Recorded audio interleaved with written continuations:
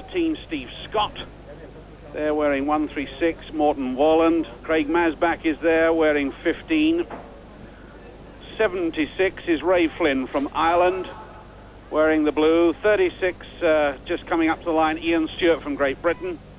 Mike Hillard of Australia wears striped shorts in red, white and blue. John Walker in spanking form, the 76 Olympic champion, wears 85. As Craig Masbach takes up the running.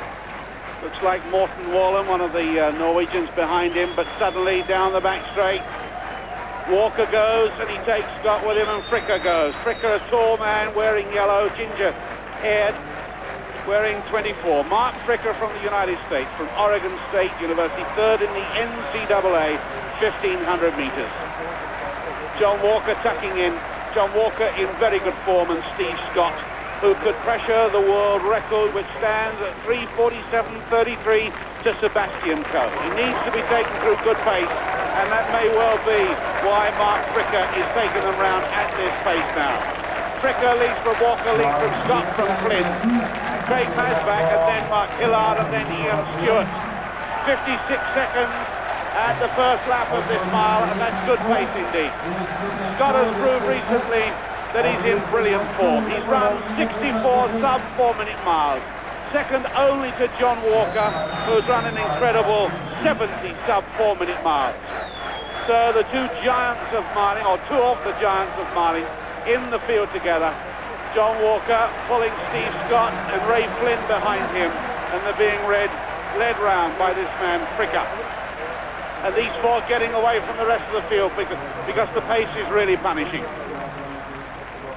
John Walker, now 30, former world record holder for the mile, 3:49.7. He ran 3:49.5 at the Brisbane Games 2 weeks ago.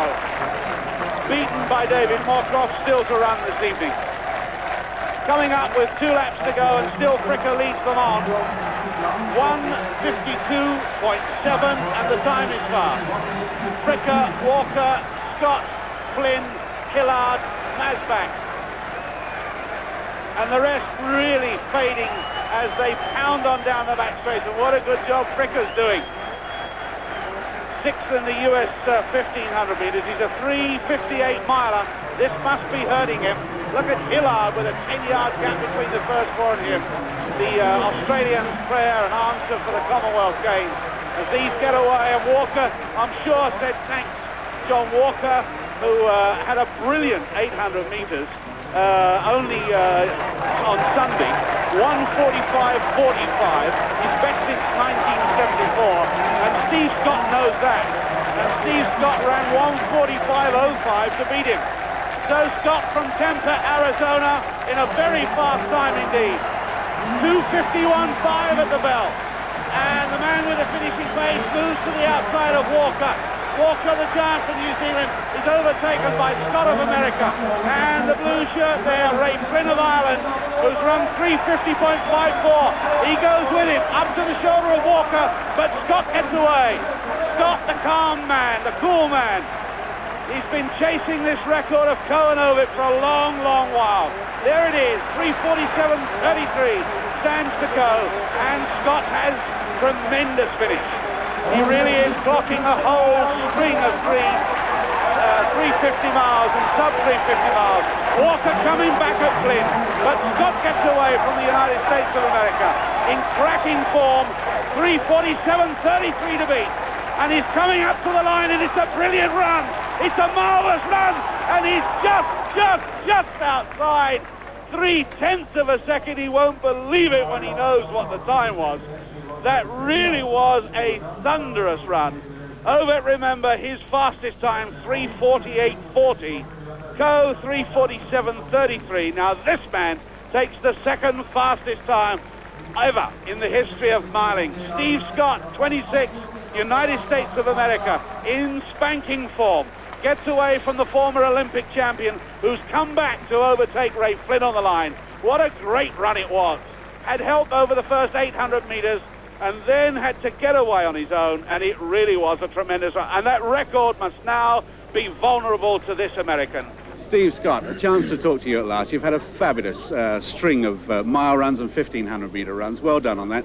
And really, commiserations on missing that world record, because it's getting very close, isn't it? Yeah, it sure is. I'm used to it, though. In the 1,500 last year in Koblenz, I missed it by 0.6, and indoors I've missed the record by, just a second or so. So it's not something I'm not used to handling. But you are going for it. There's no doubt about that.